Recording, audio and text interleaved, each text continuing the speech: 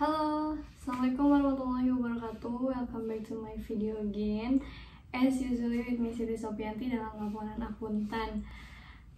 Today, I will take you guys to discuss in this forum. Dimana forum ini adalah the last forum. Di sini forum yang ke-15 gitu ya, sebelum masuk UAS. Nah, di forum yang ke-15 ini saya diberikan 3 artikel, 3 jurnal oleh dosen saya, yaitu Pak Heliantono. Nah, and I have to choose one. Saya harus pilih satu aja. Terserah sih, 3-3-nya nggak apa-apa, tapi saya pilih satu. Oke, kita pilih satu. Saya pilih artikelnya ini, apa namanya? F. Third Resort, Paul D. Harrison, about understanding auditors' sense of responsibility for detecting fraud within organization. Oke, di pertemuan kali ini kan kita udah ada tadi jurnalnya. Kita akan baca, maksudnya kita akan telaah gitu ya, isi jurnalnya itu apa, terus relate-nya sama forum-forum yang udah kita going through gitu ya, kita lewatin tuh apa, sehingga kita bisa tahu makna atas penerapan tersebut, kurang lebih seperti itu. Oke, langsung aja kita masuk ke jurnalnya. Ini ada, tadi kita udah sebutin ya di awal, ada F.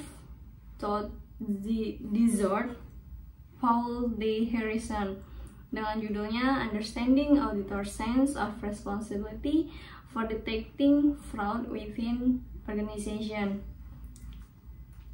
Apa ya kira-kira maknanya? Jadi kita memahami sense, rasa tanggung jawab seorang auditor untuk mendeteksi sebuah kecurangan di dalam sebuah organisasi. Ini makanan sehari-harinya auditor pastinya ya, maksudnya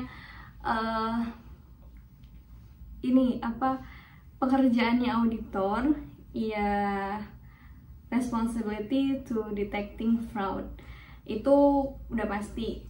Nah, bagaimana mengasah atau kita mengetahui, mengerti gitu ya, understanding si sense-nya ini gitu ya, seorang auditor sense-nya ini dalam detecting fraud gitu. Kita juga harus tahu kenapa sih kita tuh harus mengerti maksudnya itu tuh fungsinya untuk apa si sense-nya ini. Kita masuk ke telaahnya aja ya. Di sini saya punya abstrak. Nah, abstraknya akan saya bacain dulu, and then nanti saya make a conclusion. Nah, the objective of this study is to evaluate auditors' perceived responsibility for fraud detection. Jadi tujuannya untuk mengevaluasi rasa tanggung jawab auditor dalam mendeteksi kecurangan atau fraud. Auditor play a critical role in managing fraud risk within organization, although professional standards and guidance prescribe responsibility in the area. Little is known about auditor's sense of responsibility for fraud detection, the factor affecting perceived responsibility, and how responsibility affect auditor performance. Jadi katanya gini, auditor itu punya peran penting dalam mengatur resiko kecurangan di sebuah organisasi. Meskipun udah ada standarnya yang mengatur area tersebut, tapi sedikit diketahui gitu ya tentang rasa tanggung jawab yang dimiliki auditor ini dan bagaimana faktor-faktornya untuk mempengaruhi rasa-rasa tersebut dan mempengaruhi nantinya ke performansi auditornya. Terus, we use the triangle model of responsibility as a theoretical basis for examining responsibility and the effects of accountability fraud type and auditor type of auditors perceive fraud detection responsibility. Jadi di sini pakainya triangle model atau model yang segitiga ini nanti akan dijelaskan lebih lanjut. Nah, triangle model ini sebagai basic dari teorinya. Kalau kata kita mungkin ya penelitiannya pakai grand theory itu, atau basicnya dari penelitian ini pakai triangle model. Nah, triangle model ini fungsinya apa? Untuk memeriksa atau mengetahui gitu ya tanggung jawab dan efeknya terhadap akuntabilitas. Ini sebenarnya relate sama kode etik yang udah kita pelajarin sebelumnya di pertemuan sebelumnya, di pertemuan KEPAP. Nah, untuk efeknya ke akuntabilitas, tipe audit, tipe fraud, dan tipe auditor dalam tanggung jawab yang dirasakan oleh auditor untuk mendeteksi kecurangan. Terus we also taste how perceived responsibility affect auditor brainstorming performance given the importance of brainstorming in audit. Jadi kita juga ngetes nih katanya bagaimana rasa tanggung jawab yang dimiliki auditor, yang efeknya ke brainstormingnya si auditor itu, performa brainstormingnya itu, dan itu tuh merupakan peran penting dalam brainstorming di dalam audit gitu. Sampelnya ada 878 auditor, di mana ada auditor eksternal and auditor internal yang berpartisipasi dalam penelitian ini. Ini abstraknya ya. Terus statementnya ada lagi, we also find a significant fraud type ex auditor type interaction with external auditor perceiving the most detection responsibility for financial statement fraud, while internal auditors report similar detection responsibility for all fraud types. Jadi katanya kita juga we also find, kita juga mencari tipe kecurangan yang signifikan yang kita bandingin dengan tipe interaksi auditor dengan auditor eksternal, dengan auditor eksternal yang paling kayak perasaan auditor eksternal yang paling ini gitu ya, the most detection responsibility.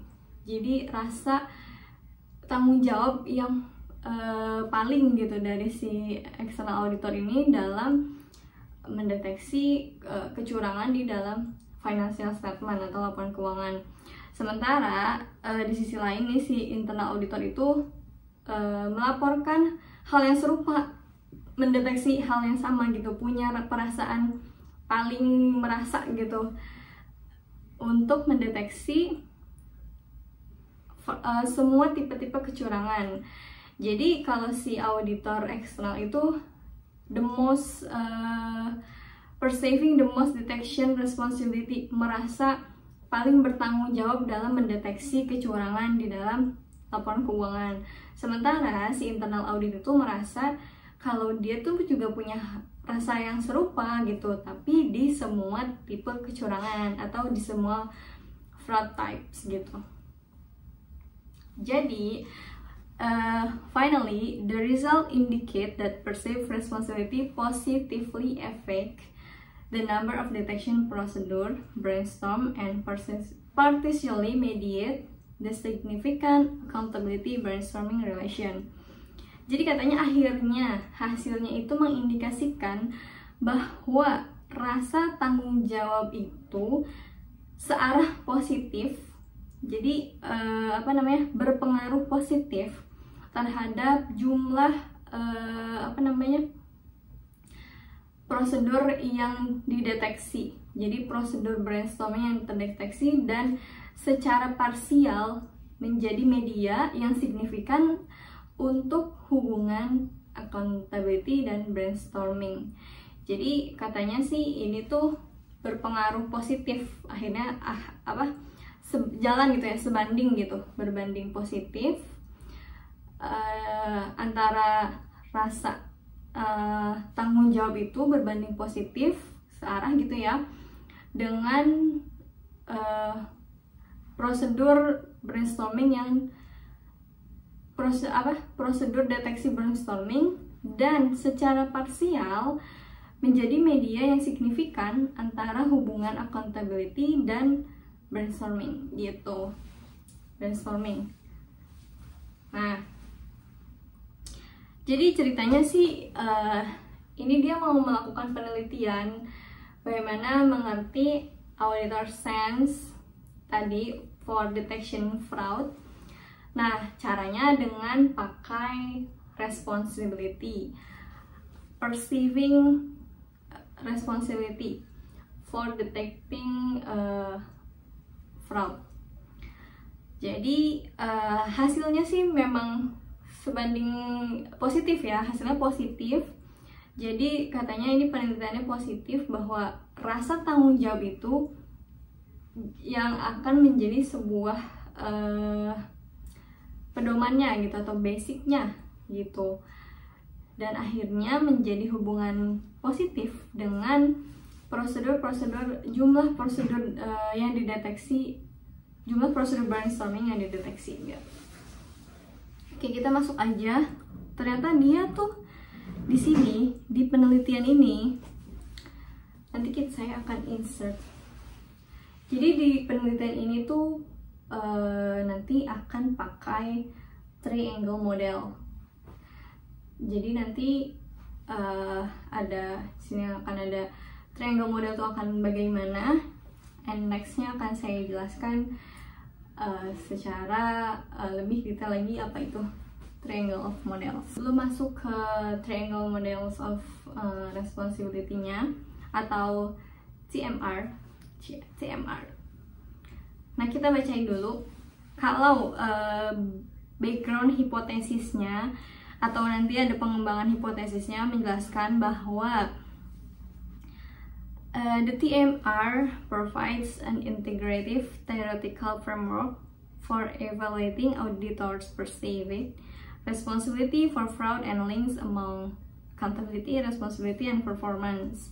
Jadi si TMR ini menyediakan framework, kerangka kerja teori yang terintegrasi ya, terintegrate, kerangka kerja ya, berarti frameworknya untuk mengevaluasi rasa tanggung jawab seorang auditor dan untuk fraud, dan akan berhubungan dengan dalam akuntabilitas, responsibility, dan performance. Akuntabilitas, tanggung jawab, dan performance atau kinerjanya. In this context, dalam konteks ini, perceived responsibility connects individual to performance standards. Jadi di konteksnya ini, si rasa tanggung jawab itu menghubungkan masing-masing individu ya, berarti si auditornya ini ke to performance standard, ke standar kinerjanya gitu. Apa lagi sih? Dan and to events covered by those standard, dan peristiwa-peristiwa yang ditemukan oleh standar tersebut. Jadi modelnya menyediakan, model triangle ini yang menyediakan responsibility itu sebagai function pada atau formula pada tiga faktor formatifnya. Nanti akan lebih detailnya lagi. Apa itu tiga faktor formatifnya itu? Including the event, prescription, and identity. Jadi ada peristiwa, prescription itu ada keputusan atau rekomendasi ya. Dan yang terakhir ada identitas.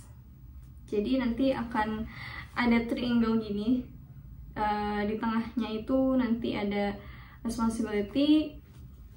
Nanti akan di-insert dan akan lebih jelasnya saya akan jelaskan. Jadi model of triangle ini menjelaskan bahwa tiga model dari tanggung jawab. Yang pertama task clarity, personal control, dan professional obligation. Dimana task clarity ini yaitu kejelasan tanggung jawab atau tugas yang nantinya akan reflect ke professional obligation. Dan dari professional obligation itu nantinya akan reflect ke personal control, dimana ketika responsibility ini dijalankan maka akan timbul sense of professional obligation dari seorang auditor, sehingga triangle model ini bisa mengasah atau bisa membentuk sense tersebut untuk mendeteksi kecurangan atau fraudnya, karena auditor merasa bertanggung jawab dilihat dari segi professional obligation dan personal controlnya, juga task clarity-nya. Jadi ini adalah the triangle of model of responsibility. And next, kita tuh punya hipotesis ya di dalam penelitian ini, atau di dalam jurnal ini tuh ada hipotesisnya. Nah, hipotesis yang di-develop dari triangle model tersebut, which is ada performance, ada accountability, terus ada responsibility ya. Nah, hipotesis development itu ada 4 hipotesisnya. Hipotesis yang pertama, accountable auditors will feel more responsibility for detecting fraud than anonymous auditors. Jadi di sini tuh ada accountable auditor, ada anonym auditor. Nah, si accountable auditor ini akan merasa lebih bertanggung jawab untuk mendeteksi kecurangan dibandingkan si auditor anonim itu. Dan yang kedua, auditor will feel more responsibility for detecting financial statement fraud than they will for detecting asset misappropriation and corruption. Jadi yang kedua, hipotesis yang kedua, auditor itu akan merasa lebih bertanggung jawab untuk mendeteksi kecurangan yang ada di dalam laporan keuangan dibandingkan mereka harus mendeteksi kecurangan atas penyalahgunaan aset atau korupsi. Hipotesis yang ketiga, external auditor will feel more responsibility for detecting fraud than internal auditors. Jadi katanya sih auditor eksternal itu akan merasa lebih bertanggung jawab untuk mendeteksi kecurangan atau fraud dibanding internal auditors. We will see. And the last hypothesis, yaitu perceived responsibility for fraud detection will be positively related to the number of fraud detection procedures brainstorm. Jadi katanya rasa tanggung jawab untuk mendeteksi kecurangan akan punya hubungan positif ya, yang tadi kita bahas di atas, terhadap jumlah prosedur pendeteksian kecurangan dengan brainstorming gitu ya. Oke, itu hipotesisnya. Jadi katanya sih hipotesisnya ada 4 tadi ya, itu relatable banget ya untuk mengasah si sense auditor gitu. Sekedar bukan prolog sih, pokoknya sekedar kata-kata sebelum kita ke resultnya. Jadi kita tahu kalau auditor itu harus bisa mendeteksi kecurangan, which is maupun internal auditor atau external auditor. Kalau external auditor kan kita punya kode etik ya, kode etik akuntan publik atau KEPAP. Nah, kode etik ini digunakan sebagai guidance atau pedoman kita untuk berperilaku, bersikap secara profesional di area kerja kita gitu. Area kerja kita apa? Ya area kerja kita ya audit gitu. Audit atas laporan keuangan. Beda mungkin halnya dengan internal audit ya. Internal audit adalah yang paling dekat, erat gitu ya dengan si entitas itu. Tapi kan kalau kita sebagai external auditor gitu ya, as a stranger gitu di dalam perusahaan itu, nggak ada kaitannya, kita tuh harus punya sikap gitu, harus ada etikanya gitu lah ya. Jadi kita udah diberikan guidance dengan kode etik si akuntan publik itu. Jadi bagaimana caranya kita harus menerapkan itu saat kita bekerja. Nah, itu bisa membantu kita untuk mendeteksi fraud. Nah, kalau ini kan jurnalnya untuk mengerti gitu ya, bagaimana si sense of responsibility-nya itu bisa ada gitu. Sebenarnya relate gitu sama si KPAP itu. Jadi kalau KPAP kan mengatur bagaimana kita bersikap secara profesional as an auditor gitu ya. Kita bekerja, kita harus menjadi pihak yang independen, tidak memihak manapun gitu ya. Kita harus bebas, kita harus kompeten, kita harus punya rahasia, kita harus ada integritas gitu. Integritas. Kita harus punya integritas, dan yang terakhir kita juga harus berperilaku punya sikap profesional. Sebenarnya itu cara kita untuk menumbuhkan sense tersebut gitu. Kenapa kita punya rasa tanggung jawab? Kan sense of responsibility ini tuh bagaimana kita mengerti apa itu rasa tanggung jawabnya dengan si penelitian ini gitu. Bagaimana kita tahu gitu. Jadi si KPAP ini sebenarnya guidance kita untuk berperilaku dan bersikap. Kalau kita menanamkan itu gitu ya di dalam kita dalam bekerja, kita dalam mengaudit, kita dalam menghadapi klien gitu, how we face the client, how we face our team gitu ya. Itu kalau kita punya sikap dan menerapkan kelima kode etik itu, kita mungkin akan bisa merasakan sense of responsibility-nya lebih lagi. Sense of responsibility seperti apa? Namanya kita auditor ya.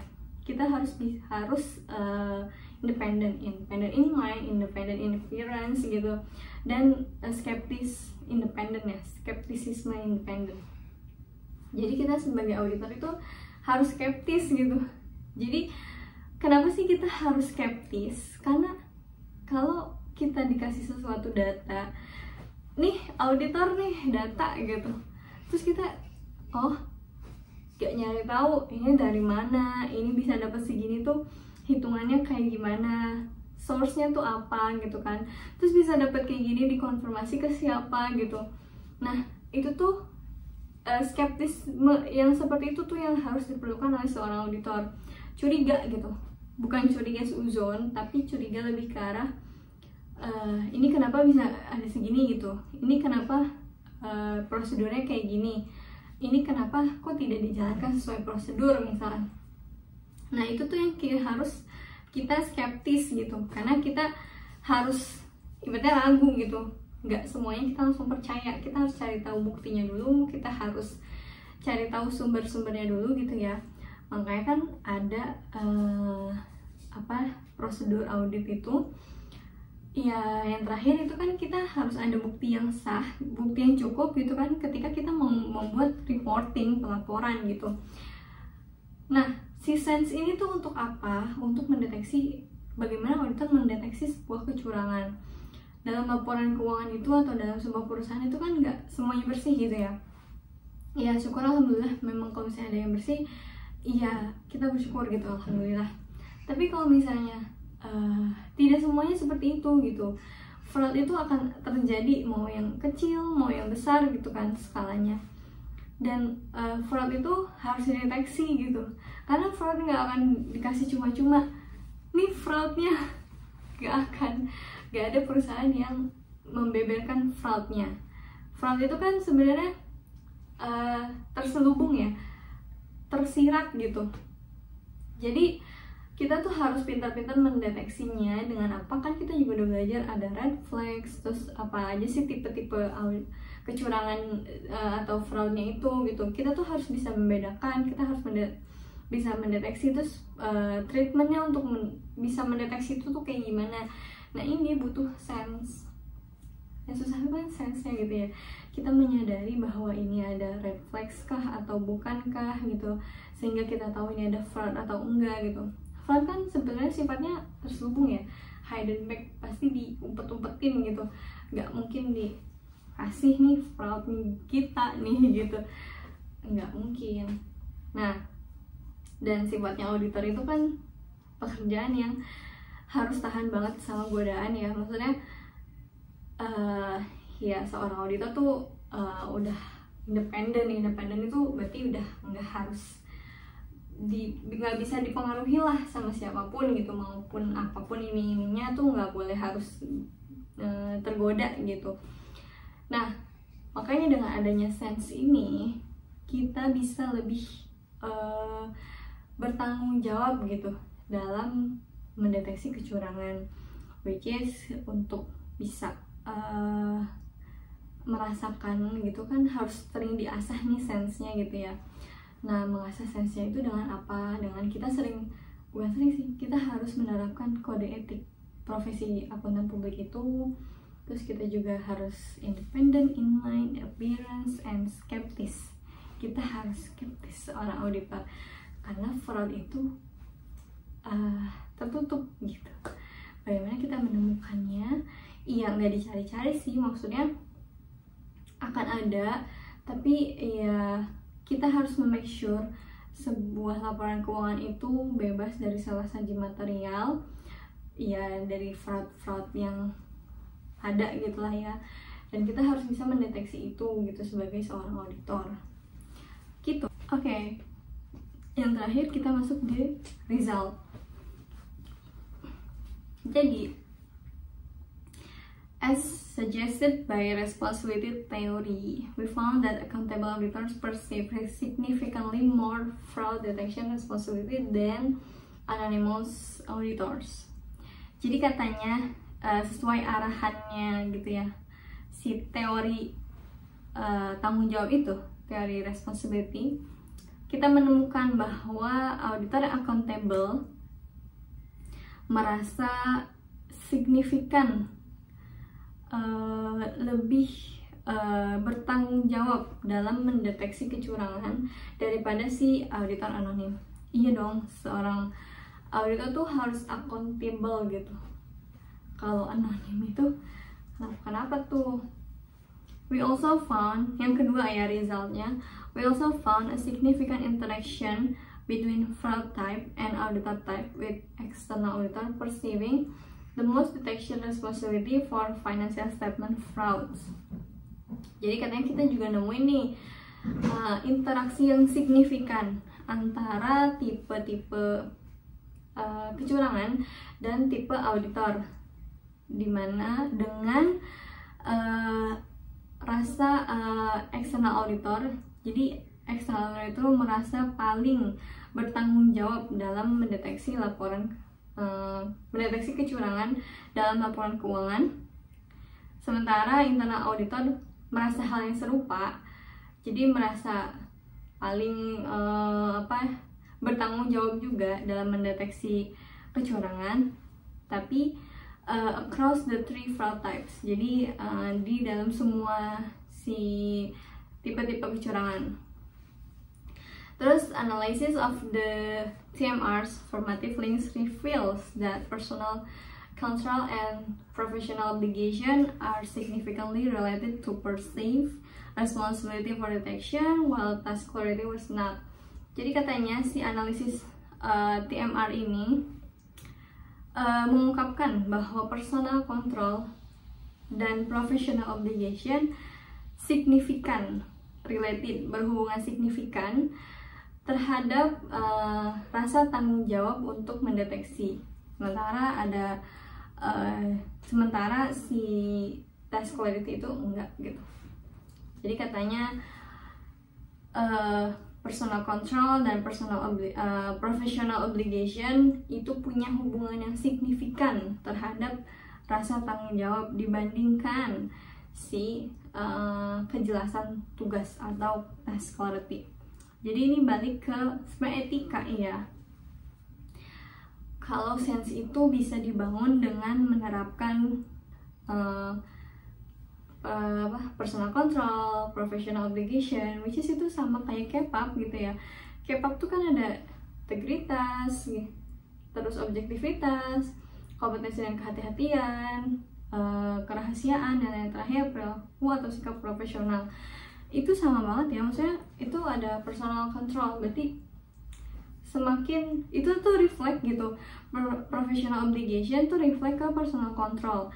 Jadi kalau misalnya dia merasa sudah punya tanggung jawab profesional, atau merasa kayak obligation tuh kewajiban dia gitu, kewajiban profesional dia tuh akan reflect ke personal control. Berarti dia bisa membawa dirinya, bagaimana dia mengkontrol dirinya, menempatkan dirinya, membawa dirinya saat bekerja, saat menghadapi klien, saat menghadapi rekan-rekannya gitu ya.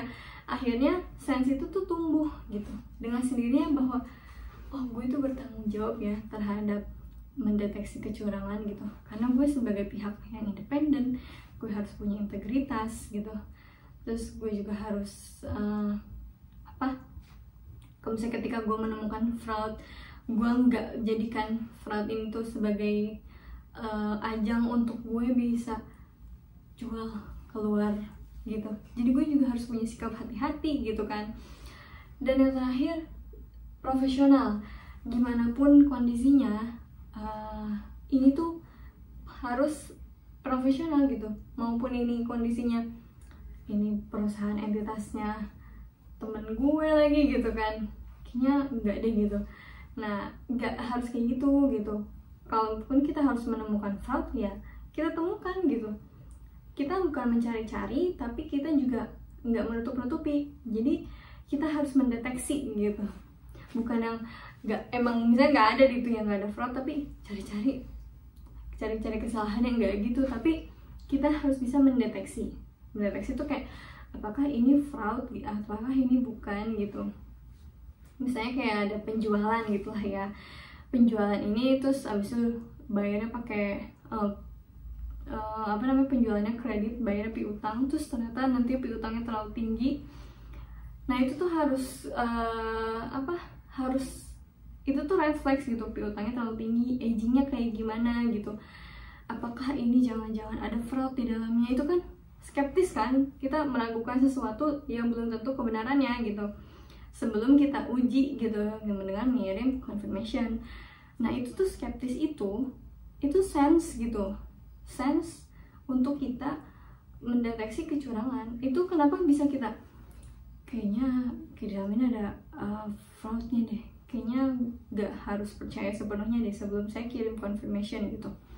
Itu kan sense-nya ya, sense untuk mendeteksi kecurangan. Nah itu kenapa ada? Karena kita ngerasa bahwa kita ini pihak yang independen, harus bisa memastikan bahwa pengujian itu telah diuji secara benar, buktinya cukup, dan diungkapkan sesuai dan diuji sesuai asersi-asersi yang ada demi membuat bukti itu sah gitu. Ya nggak sih? Jadi kenapa ada sense itu? Karena saya pihak ketiga independen, saya harus tahu ini akun ini bebas dari salah saji material.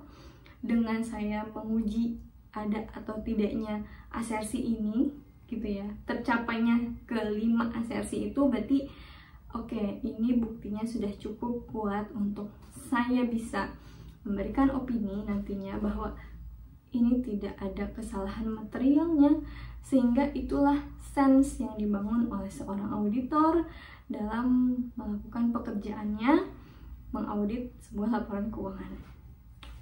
Beda lagi halnya dengan internal auditor, di mana katanya the result, ini kita balik ke the result.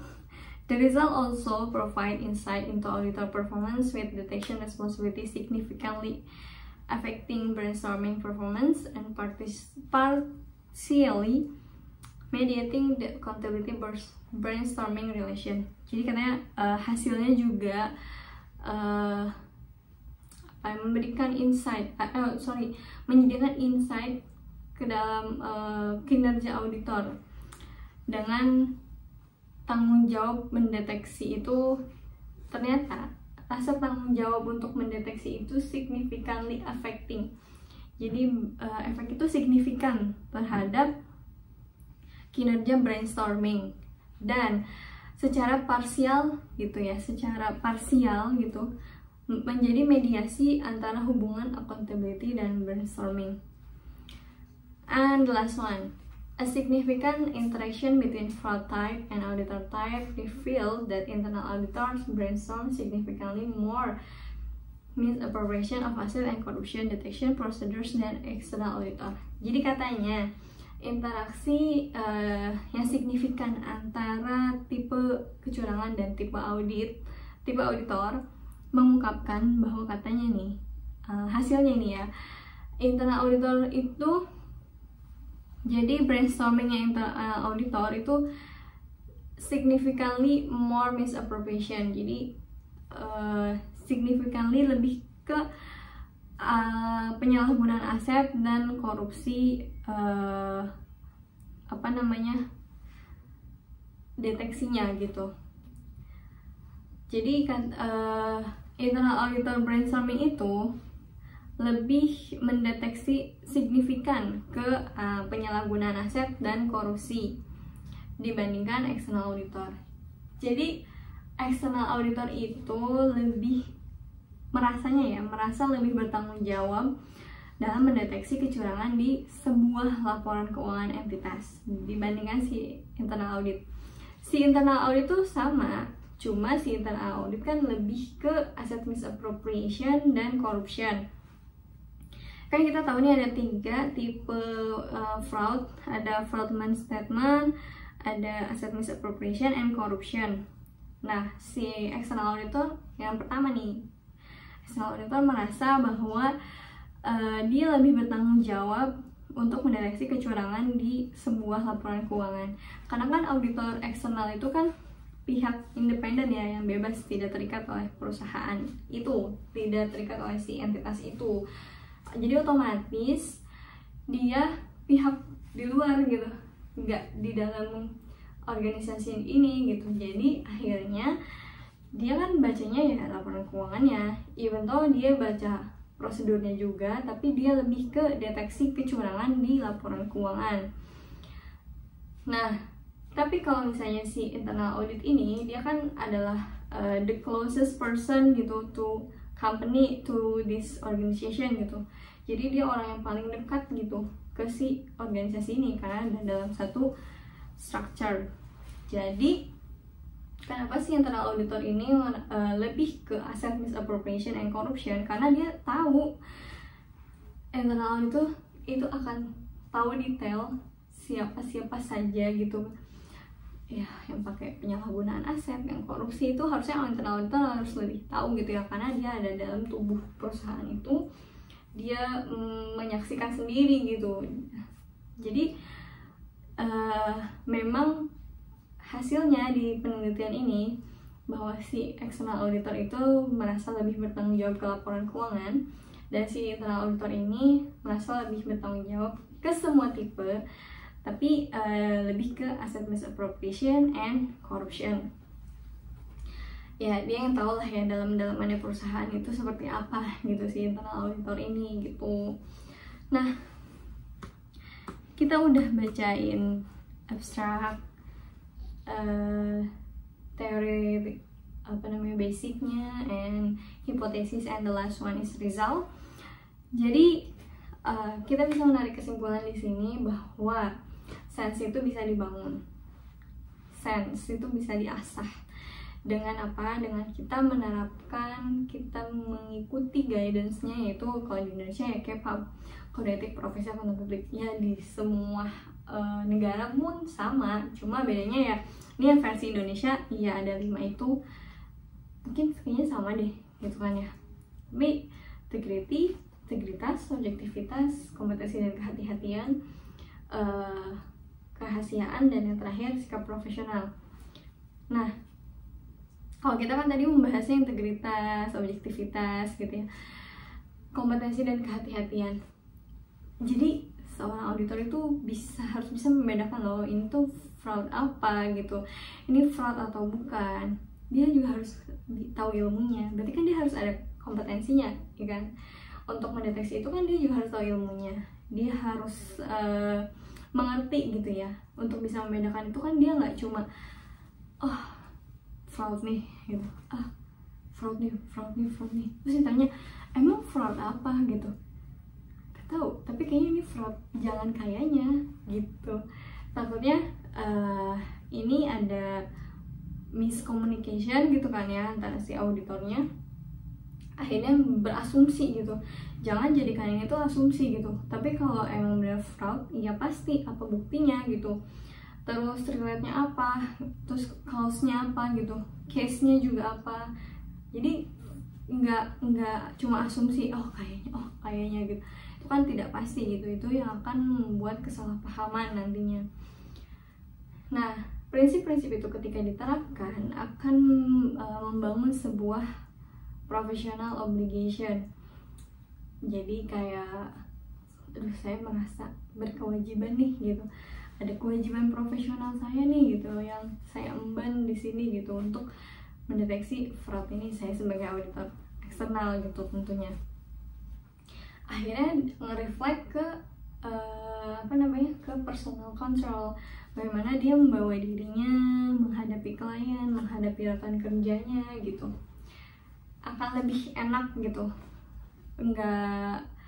Bukan kaku ya, tapi lebih ke bisa membawa dirinya, bisa menempatkan dirinya seperti apa gitu.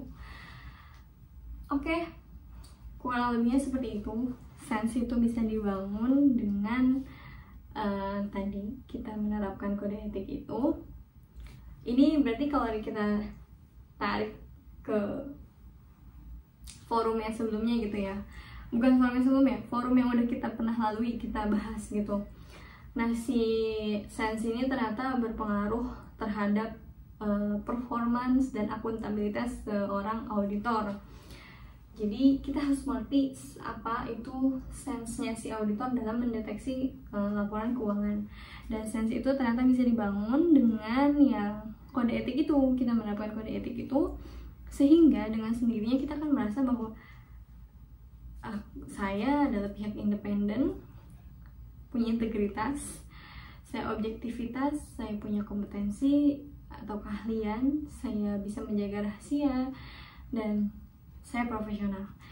Jadi saya harus bisa meyakinkan atau memastikan, to ensure that this financial statement itu bebas dari kesalahan saji material.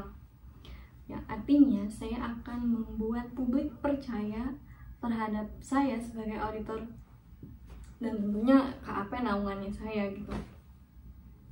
Pada akhirnya itu yang akan membuat kredibilitas sebuah KAP dan auditornya meningkat gitu ya, karena kepercayaan publik itu.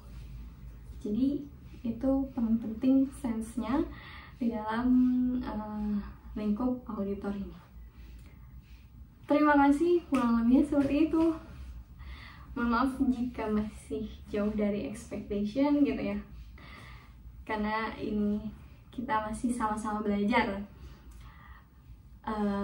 Saya juga masih mengasah sense gitu. Oke, terima kasih karena sudah menonton video ini. If you guys have another insight, let's sharing through my comment below. Thank you for watching and Assalamualaikum warahmatullahi wabarakatuh.